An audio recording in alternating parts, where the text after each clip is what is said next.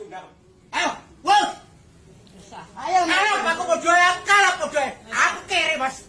Aku tanda tangan, aku takjil piro, karo kowe. Pateni aku ayo.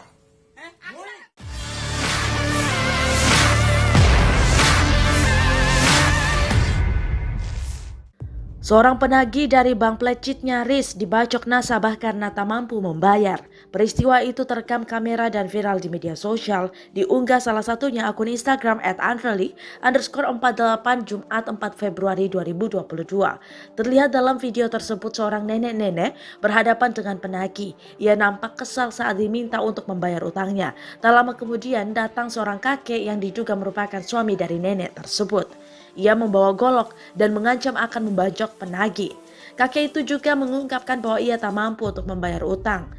Untungnya, si perekam mencoba melerai si kakek agar tetap tenang dan tak gegabah. Peristiwa ini juga viral di TikTok diunggah akun @cnl537.